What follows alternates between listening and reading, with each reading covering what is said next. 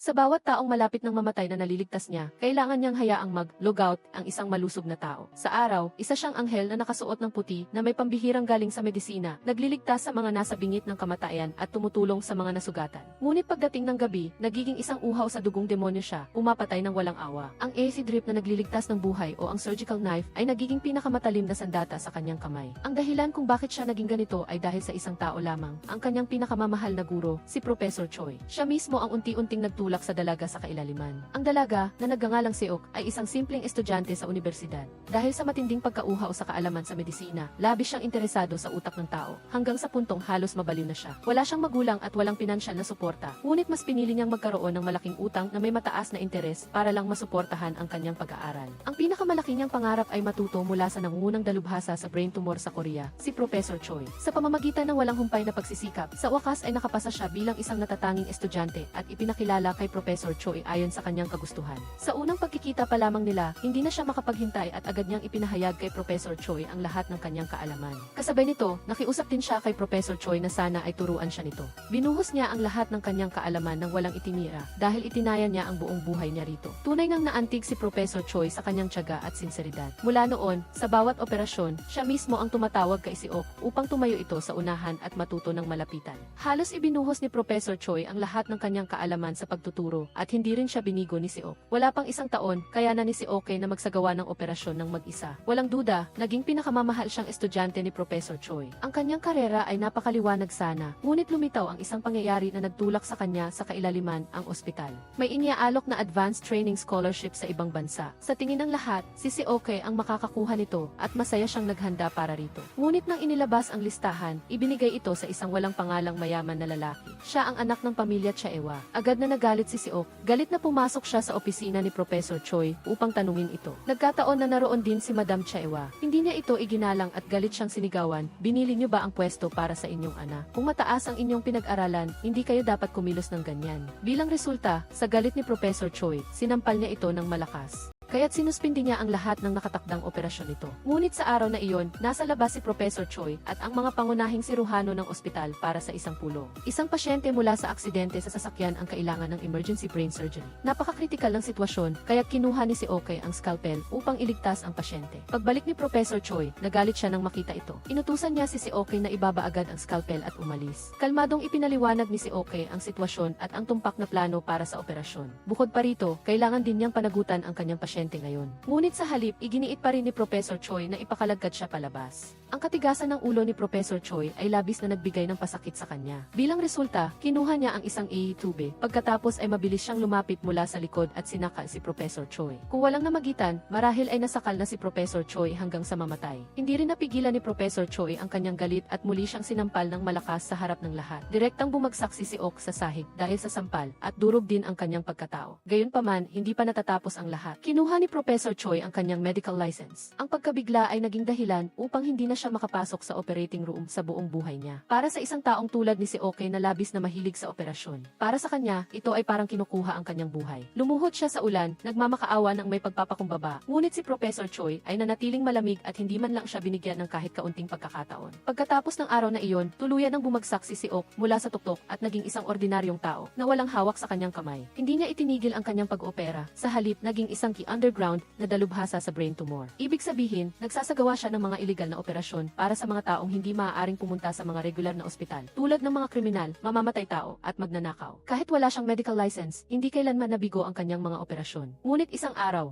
pagkatapos niyang iligtas ang buhay ng isang malaking gangster, isang nurse ang palihim na nagdagdag ng pampamanhid sa bote ng gamot. Lumabas na ang nurse na ito ay dati ring nagtrabaho sa parehong ospital ni si Ok. Batid niya ang lahat ng nangyari kay si Ok at Professor Choi, at alam din niya na walang lisensya si Ok, ngunit nagsasagawa pa rin ng mga iligal na operasyon. Buti na lang at pampatulog lang ang itinurok niya. Ngunit ginamit niya ito upang takutin si Ok na maaari niyang sirain ang operasyon anumang oras. Kung nagsasagawa si Ok ng iligal na operasyon at may mamatay, gugugulin niya ang nalalabing bahagi ng kanyang buhay sa bilangguan. Kaya, ang nurse ay humingi ng malaking halaga ng pera mula kay si Ok para manahimik. Labis siyang natuwa, ngunit hindi niya alam na kinalaban niya ang isang taong hindi niya dapat kalabanin. Kaagad na pumayag si Ok, sinabi niya na ilalagay niya ang pera sa warehouse sa sa gabi. Nang makita ng nurse ang makapal na tumpok ng cash, agad siyang natuwa at nagsimulang magbilang. Ngunit biglang sinakal siya ni Seoke gamit ang tube. Walang takot sa kanyang mukha, bagkus ay punong-puno ito ng kasiyahan. Malinaw na hindi ito ang unang beses na pumatay siya ng tao. Pagkatapos, inilagay niya ang tumpok ng pera sa donation box. Dahil sa kanyang paningin, ang paglilinis ng basura sa lipunan ay maituturing na isang mabuting gawa. Pagkatapos nito, tinulungan siya ng kanyang maliit na assistant na ilibing ang bangkay. Ang maliit na assistant ay dating pasyente na iniligtas niya. Dahil wala itong pambayad sa ospital, sinamahan niya si Seok upang tumulong. Ang mahiyaing binata ay laging pinapayuhan si Seoke na huwag pumatay ng tao. Ngunit sa tuwing pumapatay si Seok, tinutulungan siya nitong linisin ang kalat. Bukod sa iligal na operasyon, mayroon din siyang legal na maliit na klinika. Madalas siyang nagbibigay ng libreng check-up sa mga matatandang walang pamilya. Sa mata ng mga kapitbahay, siya ay maganda at mabait at walang nakakakita sa kanyang malademonyong mukha. Dahil dito, napansin siya ng isang masamang tao mula sa katabing kainan. Ang masamang taong ito ay kalalabas lang sa kulungan. Kaya kailangan niyang magsuot ng electronic ankle bracelet. Isang pulis na napadaan ang mabait na nagpaalala kay Seoke na mag-ingat dito. Hindi niya alam kung sino ba talaga ang dapat mag-ingat sa kanino. Ang masamang taong ito ay siya mismo ang naghahanap ng kanyang kamatayan. Dumiretso siya sa klinika para lambingin si Seok, gumamit ng malaswang salita at inaya pa si Seok sa isang bar sa Seoul. Hindi sumagot si Seok. Pinakatitigan niya lang ito nang walang pagbabago sa kanyang ekspresyon. Ang masamang taong ito ay hindi lang isang manyak, kundi isa ring masamang tao na madalas saktan ang kanyang kapatid na babae sa kanilang pamilya. Bukod pa rito, lalo pa itong naging mayabang. Isang gabi, sinundan pa niya si Seoke hanggang sa bintana ng bahay nito. Nakatingin sa kanya ang masamang tao habang umiinom ng alak. Hindi na ito kinaya ni Seok. Sa kanyang isip, lihim na siyang nagpaplano ng kamatayan para sa masamang tao. Kinabukasan, kusang loob na pumunta si Seoke sa maliit na kainan at maingat na pinagmasdan ang kalaban. Hindi pa rin napagtanto ng masamang tao na ang mga matang ito ay ang mga mata ng kamatayan. Nang aalis na siya, sinadya niyang iwan ang kanyang payong at sadya ring naghintay sa labas ng pinto. Kaagad namang inilabas ng masamang tao ang payong. Ginawa rin ni Seoke na pagkakataon ito upang magbigay ng alok na ikinatuwa ng masamang tao. Kinabukasan, sumakay siya sa kanyang bisikleta at tinahak ang kanyang sariling daan patungo sa kamatayan. Sa likod,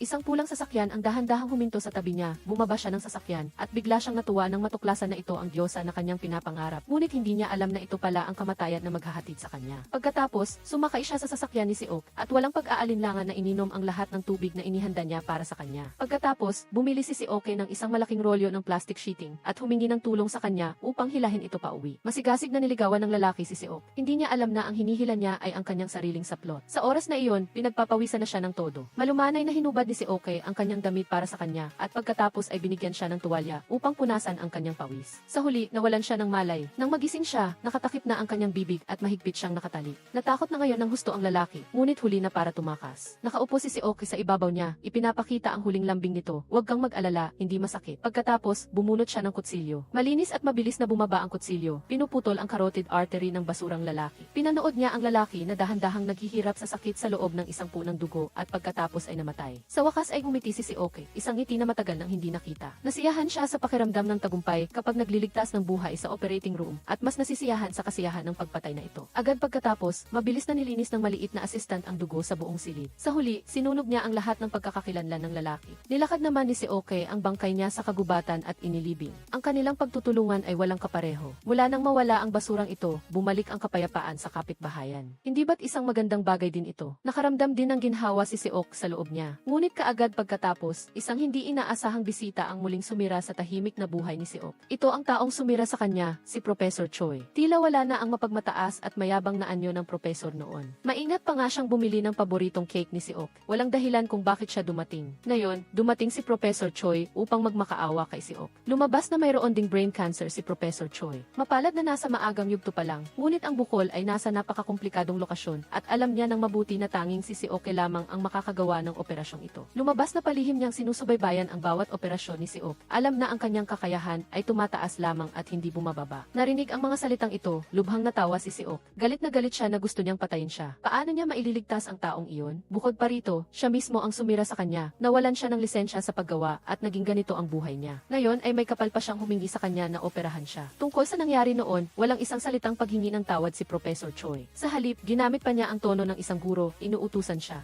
Nararapat niyang gawin ang operasyong ito, kung hindi, isusumbong niya ang kanyang iligal na operasyon sa pulisya. Ang pagbabantang ito ay parang pagpunit sa peklat ni Seok at paglagay ng asin sa kanyang sugat. Galit na galit siya. Sino ka sa tingin mo para utusan ako? Umalis ka. Napamura ako at hindi nakapagsalita. Napilitang umalis si Professor Choi nang may matinding pagkapahiya. Pagkalabas niya ng pinto, bigla siyang nagkasakit. Nagmadali siyang kunin ang pangpawala ng sakit sa kanyang bulsa, ngunit aksidenteng nahulog ito sa sahig. Sinubukan niyang abutin ito, ngunit dumaan si Seok at sinipa ang bote ng gamot. Ang eksenang ito ay lubhang nakakatawa. Ang kaaway na kanyang niluhuran sa ulan noon, umiiyak at nagmamakaawa. Ngayon ay mahina at miserable siyang nakahiga sa paanan niya, at sa pagkakataong ito, wala ring awa si Seok. Walang puso niyang sinira ang mahahalagang gamot ng propesor. Habang sinisipa niya, tumawa siya, sinisikap na ilabas ang lahat ng galit na naipon sa kanyang puso sa loob ng mahigit 10 taon. Napakasarap sa pakiramdam, hanggang sa dumating ang maliit na assistant upang pigilan siya. Nahimatay na rin si Professor Choi sa sakit. Mabuti na lang at tinawagan ng assistant ang ambulansya para sa kanya. Kung hindi, tiyak na namatay na si Professor Choi sa harap mismo ng bahay ni Seok ngayon. Ngunit hindi pa rin alam ni Seok na sa lalong madaling panahon, pagsisisihan niya ang desisyon niya ngayon. Ang klinika ni Seok ay sinara. Naaalaman din ng mga bata na ginawa ito ng isang ni. Galit siyang tumawag sa kabilang linya. Hindi nagtago si Professor Choi, sa halip ay sinabi pa niya, kung gusto niyang alisin ang selyo, puntahan siya sa busan. Pinipigilan ni Seok ang kanyang galit. Gusto niyang malaman kung ano talaga ang gusto ni Professor Choi. Sa oras na ito, si Professor Choi ay dumating sa busan upang dumalo sa pinakaprestihiyosong seremonya ng parangal sa medisina. Siya ay isang haligi ng medisina sa loob ng 9 na taon. Hindi na kiningailangan pang pagtalunan ang pagkapanalo niya sa pinakamataas na parangal ngayong taon. Malinaw na siya rin ang pinakakikita sa kaganapan, ngunit habang mas nagiging marangal siya, mas nararamdaman ni Seok ang inggit at galit. Nang pumasok si Seok sa banyo,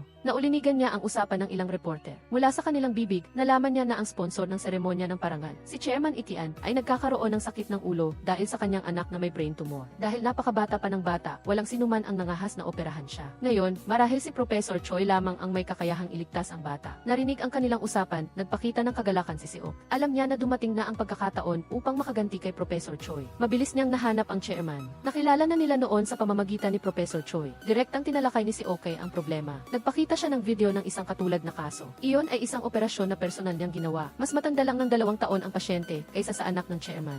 Noong panahong iyon, maraming malalaking ospital ang tumanggi na gamutin ang batang lalaki. Ngunit ngayon siya ay isang malusog at aktibong bata. Nangako si Seok na kaya niyang iligtas ang anak ng chairman. Ang kanyang matapang na pamamaraan at teknik ay agad na umakit kay chairman ni. Agad siyang nagtanong kay Seok kung ano ang gusto niya. Gayunpaman, walang kahit isang piso ang kailangan ni Seok. Ang tanging hiling niya ay hindi matanggap ni Professor Choi ang pinakamataas na parangal ngayong taon. Ang ipahiya siya ay ang pinakamalaking tagumpay para sa kanya. Ngunit nang marinig ang mga salitang ito, agad na nagbago ang anyo ni Chairman Yi at pinaalis siya sa silid. Kinabukasan, hindi sumuko si Seok at muling nagtanong kay Chairman Yi na nagsabing ang isang tao na hindi gumagalang kahit sa kanyang sariling guro. Na hindi maganda ang karakter, kaya mas lalo niyang hindi maipagkatiwala ang kanyang anak sa isang hamak na tao. Akala ni Seok ay tiyak na nabigo ang kanyang plano, ngunit hindi inaasahan. Nang gabing iyon, kusang loob na lumapit sa kanya si Chairman Yi. Lubos na nagbago ang kanyang saloobin at pumayag siyang operahan ang kanyang anak. Ngunit kung mabibigo siya, babayaran niya ang isang malaking halaga. Hindi pa rin maintindihan ni Seok kung ano ang nangyari. Nag-impake siya ng kanyang mga gamit at sumakay sa pribadong eroplano ng kalaban upang lumipad patungong Japan.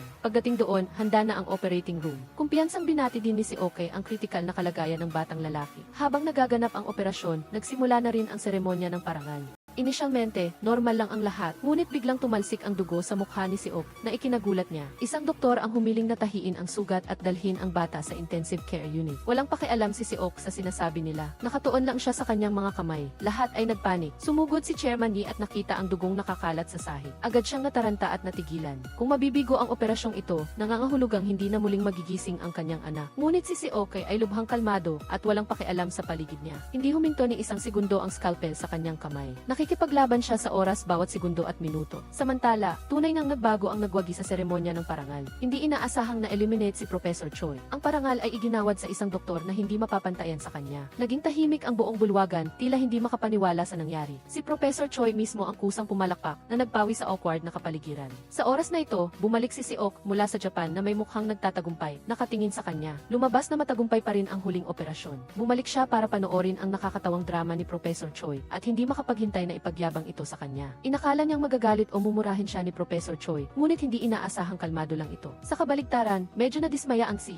at sa oras na ito, hindi pa rin niya alam. Upang magtagumpay si Seok sa operasyon sa anak ni Chairman Lee, lubos itong utang sa tulong ni Professor Choi sa likod ng mga eksena. Lumalabas na sa isang party isang araw bago iyon, isinumbong ni Chairman Lee kay Professor Choi ang lahat. Tinanong niya kung mapagkakatiwalaan ba si Seok bilang isang doktor at si Professor Choi, kahit na alam niyang magiging disadvantageous para sa kanya ang kalagayan ni Seok, ay sinabing, magtiwala ka sa kanya. Sa lahat ng tinuruan ko, siya lang ang may ganyang likas na kakayahan. Siya ang karapat-dapat tawaging henyo. Hayaan mo siyang magsagawa ng operasyon, naiintindihan mo ba? Ang kanyang kakayahan ay mas higit pa sa akin. Siya lang ang tanging pag-asa. Ang mga salitang ito ay nagpawala ng pagdududa. Ang Pangulo Sri at ang tagumpay ni Seok sa pagkakataong ito ay lalong nagpakumbinsi kay Professor Choi na hindi niya magagawa ang kanyang operasyon kung wala siya. Ngunit mabilis ding dumating ang problema ni Seok. Ang kanyang iligal na operasyon ay nabunyag. Mayroong isang intermediary na nagtatrabaho sa pagitan ni Seok at ng mga pasyente. Sa isang banda, kumita siya ng pera at sa kabilang banda, ibinenta niya ang impormasyon sa pulisya. Upang protektahan ang kanyang sarili, ang video ng operasyon ni Seok sa isang socialite ay nabunyag dahil siya ang nagtaksil sa kanya. Dinala pa ng pulisya ang video na ito kay Professor Choi, humingi ng tulong upang mahanap ang doktor na ito at isang sulyap lang ay nakilala ni Professor Choi na ito ay ang sulat kamay ni Si. Ngunit hindi niya sinabi ang totoo sa pulisya.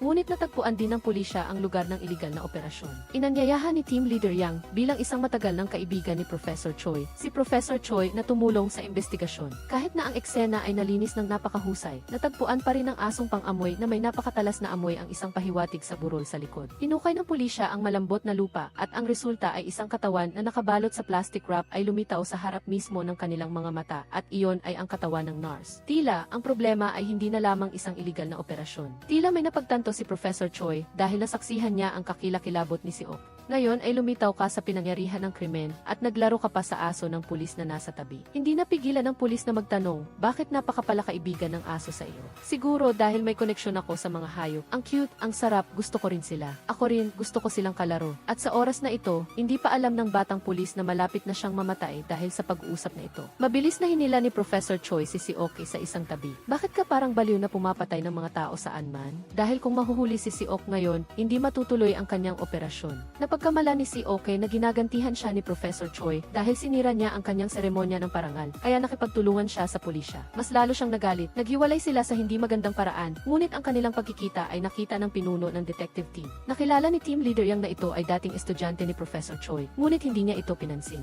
Gayunpaman, mabilis na nagkaroon ng bagong detalye ang kaso. Sa pagsusuri, nakakita sila ng buhok ng aso sa damit ng nurse. Hindi pa natutukoy ang lahi ng buhok na ito. Hindi nag-aalaga ng aso ang biktima. Hindi nakakagulat na ito ay naiwan ng salarin. Ngunit ang batang pulis ay walang anumang pag-iingat at ipinakita ang ebidensya kay Professor Choi. Ang resulta ay, noong gabing iyon, hiningi niya sa batang pulis na lumabas. Naglagay siya ng kung ano sa hawakan ng pinto at pagkatapos ay binigyan siya ng isang handa ng panyo. Sa sandaling ito, sinabi ng batang pulis ang kanyang mga hinala sa kanyang puso. Ang babaeng nakilala ko kanina ay estudyante mo. Naalala mo ba ang buhok ng hayop sa biktima? Nakatanggap lang ako ng impormasyon na hindi nag-aalaga ng aso ang biktima. Kaya, marahil ito ay aso ng mamamatay tao. Nagkataon, ang iyong estudyante ay mayroon ding ganitong uri ng aso. Ang resulta ay, sa susunod na segundo, nawala ng malay ang batang pulis. At sa sandaling ito, sa wakas ay nabunyag ang tunay na mukha ni Professor Choi. Sa katunayan, sa dilim, siya ay isang demonyo na mas malupit pa kay Seok. Hindi ito ang unang pagkakataon na pumatay siya. Minsan, sa panahon ng operasyon, nais niyang patayin ang isang kaklase na kinasusuklaman niya, ngunit hindi niya inaasahan na makita ni Seok ang kanyang pagkakamali. Ayaw ni Seok na masira ang kanyang karera sa medisina. Sadyang sinaktan niya siya habang iniaabot ang kutsilyo, at pagkatapos ay kinuha ni Seok ang isang bagong scalpel upang maayos na matuloy ang operasyon. Nais sana niyang ipagmalaki ang kanyang nagawa, ngunit sa halip, nagkaroon ng agwat si Professor Choi sa kanya dahil natuklasan ng kanyang pinakamamahal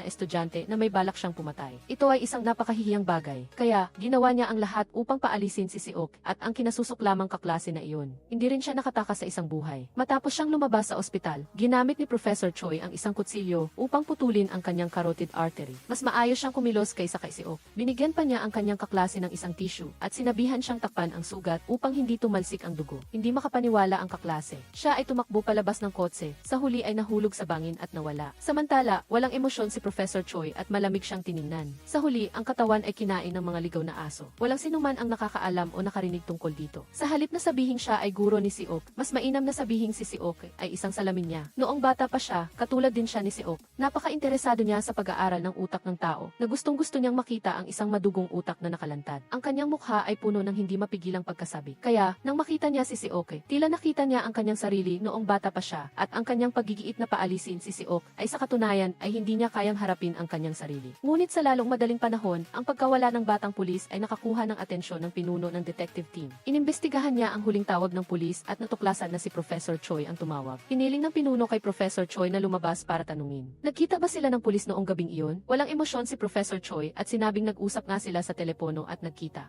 Hindi lang sila nagkita dahil may bigla ang nangyari. Sa sandaling ito, tumawag din ang kanyang kasamahan. Sinabi niya na sinuri niya ang kifi sa malapit at tinanong ang tagapamahala ni Professor Choi. Kinumpirma niya na si Professor Choi ay nasa bahay kagabi. Sa katunayan, nang dalhin ng tagapamahala ang pagkain, narinig niya ang tunog ng tubig na dumadaloy sa banyo, kaya naisip niya na nasa bahay si Professor Choi. Iyon ay lahat ng gawa-gawa ni Professor Choi. Sa oras na iyon, lumabas siya sa likod na pinto at nagmaneho ng isang luxury car na nakatago sa ibang garahe. Inihanda niya ang isang kumpletong plano upang hindi siya malagay sa isang sulok. Ngunit ngayon, may isa pang tao na maaaring magbanta kay Si Ok, at iyon ay ang dalawang mukha na intermediary. Hinanap niya ang intermediary sa lahat ng paraan upang sukatin ang kanyang saloobin. At sa katunayan, tungkol sa pagkamatay ng nurse, nahulaan na niya ang 70 bawas 80%. Sinabi ko sa iyo na wala akong alam. Maaga o huli, mabubuking din ang lahat. Bakit pa kailangang magplano? Hindi ba't may kinalaman ka rin dito? Hindi maganda ito. Sinabihan ni Professor Choi ang intermediary na makipagkita sa kanya muna at sinigurado niya na hindi siya mabibigo sa malaking tukso. Mabilis na nagpunta ang intermediary sa pinto ni Professor Choi na nagsasabing mayroon siyang isang malaking customer na kailangang operahan ng lihim at gusto siyang hilingin na hanapin si Ok bilang kanyang assistant. At ang kanyang komisyon, syempre, ay hindi kasing laki ng 1-0 operasyon.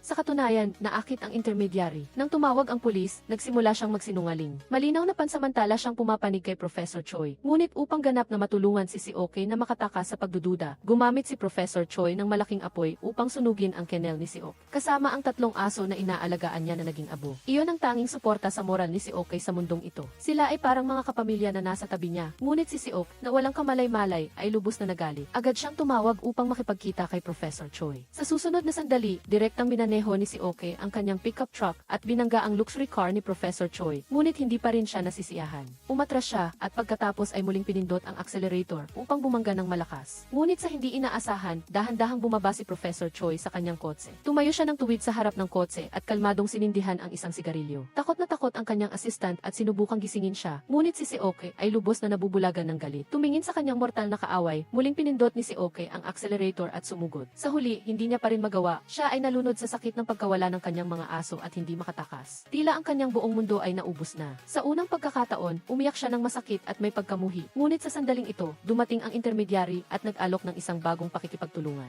Ngunit alam na ni Ok ang dalawang mukha niyang ugali at ayaw nang magkaroon pa ng anumang kinalaman sa kanya. Ngunit nagkataon na ang malaking utang na kinuha ni Ok para sa kanyang pag-aaral sa universidad ay mula sa kanya. Ngayon, ang interes ay umabot na sa 100 milyon won. Kaya, ang paggawa o hindi paggawa ay hindi na desisyon ni Ok. Ang hindi niya alam ay ang doktor na kailangan niyang makasama ay ang kanyang guro. Sa oras na ito, huli na para magsisi si Ok. Ito ang kanilang unang pakikipagtulungan pagkatapos ng 4 na taong paghihiwalay ng guro at estudyante. Sila ay inilagay sa isang malaking yate. Ang yate ay lumutang sa internasyonal na tubig at lihim na nagsagawa ng operasyon upang tanggalin ang isang tumor sa utak. Dahil ang pasyente ay ang pinakamataas na leader ng isang kulto. Ang lahat ng kilos ay hindi maaaring isa publiko habang lumalayo ang bangka. Ibinuhos ni Ok ang abo ng aso sa dagat nang may panghihinayang. Nais niyang magpaalam sa ganitong paraan. Ngunit habang siya ay nalulunod sa kalungkutan, lumapit si Professor Choi nang hindi sa tamang oras. Hindi maintindihan ni Ok na hindi siya kapos sa pera. Bakit kailangan niyang gawin ang ganitong uri ng operasyon? Ngunit sinabi ni Professor Choi nang may panunuya, hindi ako tulad mo. Ang hinahabol mo ay hindi ang gusto ko. Nagkaroon din ako ng panahon na tulad mo. Naging kontrolado rin ng emosyon, ngunit nalampasan ko iyon. Ikaw naman, hindi pa. Isa akong siyentipiko, hindi isang tao. Ang paghamak at kalamigan ni Professor Choi ay muling nagdulot ng galit kay Si Ok. Agad niyang kinuha ang payong at malakas na hinampas sa mukha ni Professor Choi. Hindi nakalaban si Professor Choi sa paghampas. Sa kabutihang palad, mabilis na dumating ang kanyang katulong upang pigilan siya. At para sa katawan ni Professor Choi na mahina na dahil sa sakit, ito ay parang nyebe sa lamig. Lalong nahirapan siyang huminga, lalong lumakas ang panginginig ng kanyang kamay. Ngunit upang maging matagumpay ang operasyon, itinurok niya ang huling gamot sa kanyang katawan. Gayunpaman, sa panahon ng operasyon, kusang nanginginig ang kanyang kamay ng isang beses. Sa kabutihang palad, hindi ito nagdulot ng malaking pinsala sa kanyang pag-iisip. Namamangha si Seok, napansin niya ang problema at kusang nagmungkahi ng pagpapalit ng posisyon. Dahil kung sila ay mabibigo, walang sinuman sa kanila ang makakaligtas sa pag-alis ng bangka. Ngunit ang isang tao na laging mayabang tulad ni Professor Choi, paano siya makakatalo sa harap ng kanyang mag-aaral? Sinubukan niyang tiisin ang sakit, iginiit na siya mismo ang humawak ng scalpel. Ngunit ang kakaiba ay si Professor Choi, na orihinal na profesional. Ngayon sa panahon ng operasyon, kusang nakikipag-usap kay Seok. Ang pagnanais na iligtas ang taong iyon ay napakasakit. Hindi pa naririnig ni Seok ang mga salitang ito mula sa kanyang bibig. Hindi rin niya nakatanggap ng direktang pagkilala mula sa kanya. Ang guro sa harap niya ay kapwa pamilyar at kakaiba. Pagkatapos ng matagumpay na operasyon, sinundan niya si Professor Choi. Sinabi ni Professor Choi na matagal na siyang hindi nakaranas ng ganitong kaligayahan. Kung mayroon siyang gustong sabihin, sabihin lang niya. Alam kong galit ka sa akin. Hindi ako galit sa iyo, ikaw ang galit sa akin. Nag-aalangan si Seok ng matagal. Sa huli, naramdaman din niya ang kanyang iniisip sa loob. Ibinahagi niya ang mga masasayang alaala ng sila ay magkasamang nag-opera maraming taon na ang nakakaraan. Iyon din ang pinakamasayang panahon sa buhay ko. Talagang masaya ako noong panahong iyon. Nagbukas ang kanilang damdamin na tila matagal nang hindi nakikita ang magkaibigan at sa unang pagkakataon ay nagpapakiramdaman. Yumukod ng malalim si Seok sa kanyang guro. Sa sandaling ito, tila ang lahat ng pasasalamat ay naroroon. Natunaw ang lahat ng sama ng loob sa loob ng 4 na taon. Ngunit si Seok ay hindi pa rin nakakaalam na ang kanyang tila malamig na guro ay labis na nagmamahal sa kanya. Tuwing nakakarinig si Professor Choi ng balita tungkol kay Seok, hindi niya maiwasang mapangiti ng bahagya. Bukod pa rito, ang unang pagkakataon na pumatay si Professor Choi ay para kay Seok. Noong panahong iyon, ang dating kaklase ay nagka-interes sa pambihirang talento ni Seok sa medisina. Nais niyang gamitin ang pamamaraan ng pag-aaral sa ibang bansa upang dalhin siya at gawing kasangkapan sa pagkita ng pera. Bukod pa rito, ang mga taong lumapit sa kanya ay nagtatapos sa pagkabaliw o pagkasira. Paano niya hahayaan na masira ng lalaking iyon ang kanyang pinakamamahal na estudyante na kanyang pinaghirapan?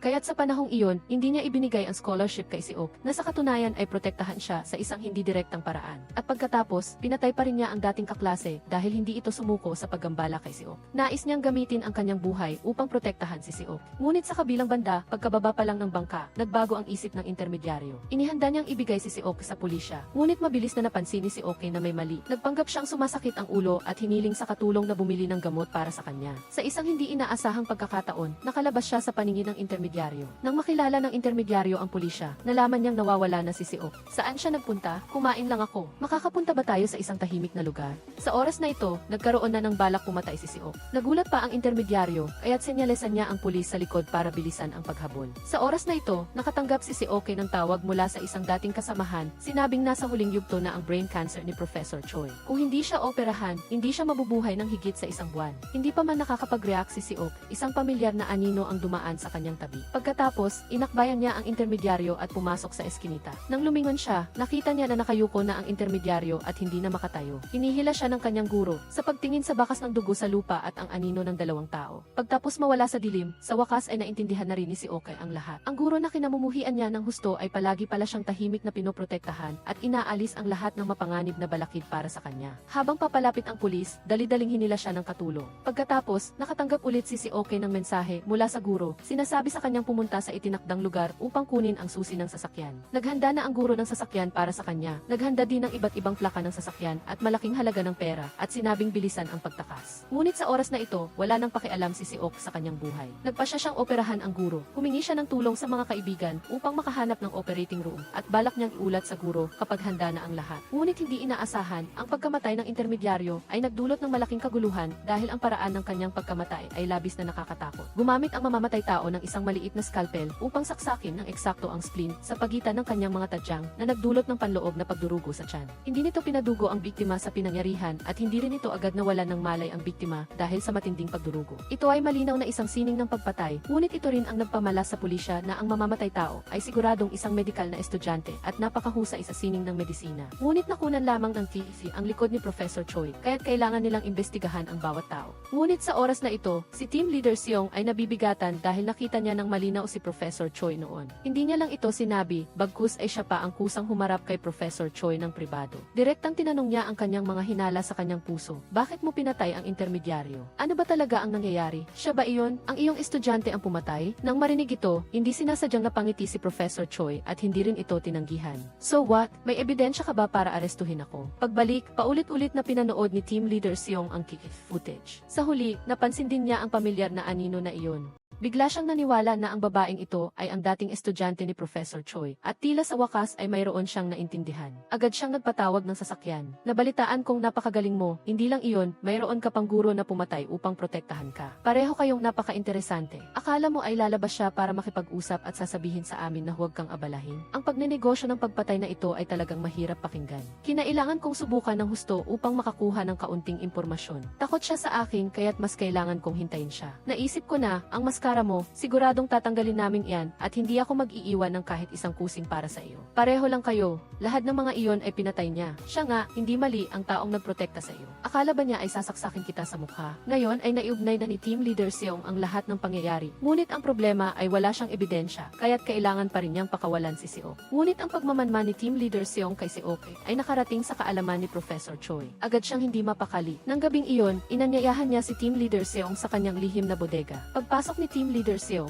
nakita niya agad ang isang refrigerator na nakakadena at nakakandado. Nang buksan niya ito upang tingnan, agad siyang kinilabutan. Ito ang batang pulis na matagal na niyang hinahanap. Nagiging yelo na siya sa lamig at dahan-dahan ding lumitaw si Professor Choi sa dilim. Hindi lang niya inamin na pinatay niya ang intermedyaryo at ang batang pulis, kundi pati na rin ang nurse ay pinatay niya. Bukod pa rito, inako niya ang lahat ng iligal na operasyon. Sinabi niya na masyadong nakakasawa ang trabaho sa ospital at ginawa niya iyon upang makahanap ng higit pang kilig. Ganap niyang inalisi si Oki sa usaping ito at siya lang ang nagdala ng lahat ng kasalanan. Kasabay nito, nakahanap si Oki ng operating room at ipinaalam niya kay Professor Choi ang oras ng operasyon. Ngunit pagdating ng araw ng operasyon, hindi pa rin lumilitaw si Professor Choi. Dumating ang isang kaibigan ni Professor Choi upang magbigay ng balita. Naniniwala siya na iginigiit niya na magkaroon ng operasyon pagkatapos ng isang buwan, ngunit hindi ba't isang buwan pagkatapos ay malapit na siyang mamatay. Bakit siya talaga naghihintay hanggang sa oras na iyon? Kahit na ang isang Diyos ay hindi siya maililigtas. At ito mismo ang gusto ni Professor Choi. Gusto niyang lumala ang kanyang kondisyon bago ang operasyon dahil gusto niyang magwakas ang kanyang buhay sa operating table. Sa totoo lang, bago niya hanapin si Seok, alam na niya na ito ay isang operasyon na hindi magtatagumpay. At ang kanyang paggigiit na gawing punong surgeon si Seok ay sa katunayan ay nais na gamitin ang kanyang kamatayan upang bigyan si Seok ng huling aralin.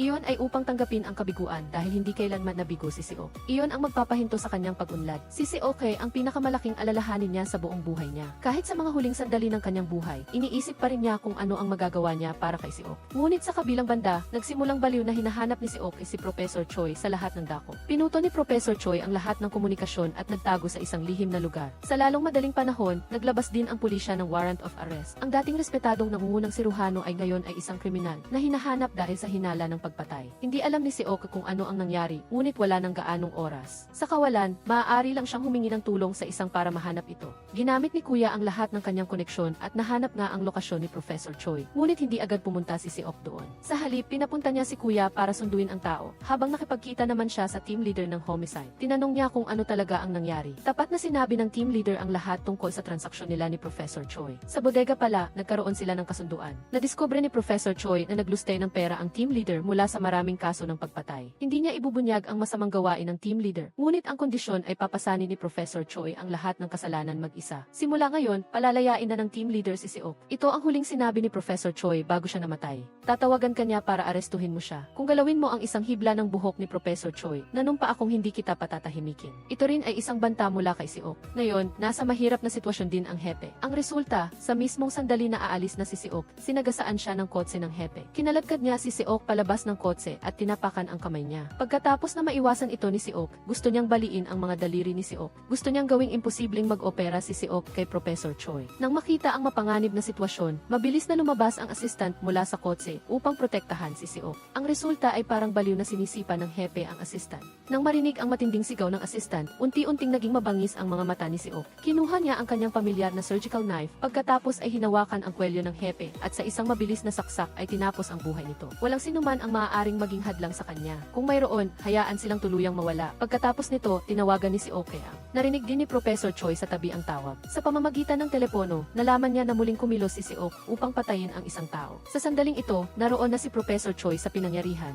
Ginamit niya ang panyo upang balutin ang susi ng kotse sa sahig at pagkatapos ay pinulot ito upang burahin ang ebidensya. Hindi ba sinabi ko na magpapa-opera ako? Hindi ka ba makapaghintay ng kaunti? Tuwing libre ka, nang aabala ka ng tao. Napakasamang guro mo. Sa tingin mo ba ay hindi kita mahahanap kung tatakas ka? Punasan mo ang dugo sa iyong mukha. Kaya mo bang ayusin ang lahat ng mag-isa? Hindi ko kailangan ang tulong mo. Ito ang unang pagkakataon na nagpakita ng kahinaan si Seok sa kanyang guro. Ngayon, sa wakas ay nabawi na nilang dalawa ang kanilang pag-iingat sa isa't isa isa, at inihayag ang kanilang pinakatunay na sarili sa bawat isa. Wala nang gusto si Seok, gusto lang niyang mabuhay ang kanyang guro. Ngunit iginigit pa rin ni Professor Choi na magpa-opera pagkatapos ng isang buwan. Bakit ka kumikilos ng ganoon? Plano kong ituro sa iyo ang lahat ng alam ko, ngunit tingnan mo ang iyong kahinaan ngayon. Ayokong mag-aral pa, hinihiling ko lang sa iyo na mabuhay ka. Kung mamamatay ka, mas lalong lalala ang buhay ko. Kailangan mong mabuhay upang makita akong maging pinakadakilang doktor. Ganoon mo ba ako kinamumuhian? Hinila ni Seok kay si Professor Choi, ngunit walang awa niya itong tinabi. Ang resulta, hindi pa rin nagtagumpay si Seok. Wala siyang magawa kundi respetuhin ang desisyon ni Professor Choi. Ngunit gayunpaman, nang aalis na si Professor Choi, hindi niya nakalimutan na paandarin ang kotse ng hepe. Sa huling pagkakataon ay tinulungan siyang linisin ang lahat. Pagkatapos ng isang buwan, tumunog ang telepono ni Seok. Nagkita silang dalawa sa operating room tulad ng napagkasunduan. Sa oras na ito, malubha na ang sakit ng guro. Sinubukan niyang makipagkamay kay Seok, ngunit tinanggihan niya ito. Lubos pa ring determinado si Seok na hindi siya mabibigo sa operasyon na ito. Mabilis na lumipas ang kalahating taon. Nag-opera pa rin si Seok sa iligal na paraan sa ilalim ng lupa. Ngunit may isang bagay na nagbago. Hindi na siya nag-iisa sa kanyang laban. May isang taong sumali sa underground world na dating kinamumuhian niya. Mukhang sa huli, si Seok pa rin ang nanalo sa operasyon na iyon. Isang taong nakatago at isang taong masugid at determinado. Ang dalawang magkasalungat na nilalang na tila hindi magkakasundo ay sa katunayan ay isang kakaibang pagkakaisa ng dalawang taong may parehong kapalaran. Dahil sa paglalakbay sa oras at espasyo, nakita ni Professor Choi kay Seok ang kanyang sarili noong siya ay bata pa, mapusok at walang takot, ngunit napakatalino at propesyonal. Gusto niyang gamitin ang kanyang karanasan upang hilahin siya pabalik upang bawasan ang mga detours ni Seok. Ngunit minamaliit niya ang katigasan ng ulo ni Seok at mas minamaliit pa niya ang kanyang sarili noong siya ay bata pa. Sa ganitong salungatan at mapusok na pagharap, mas tinanggap nila ang kanilang kakaibang pagkatao. At ang mga aso ni Seok ay hindi rin namatay, ngunit ipinaubaya ni Professor Choi sa kanyang mga kaibigan upang alagaan. Dahil ang itinuturing ni Seok na kayamanan ay siya ring kayamanan niya.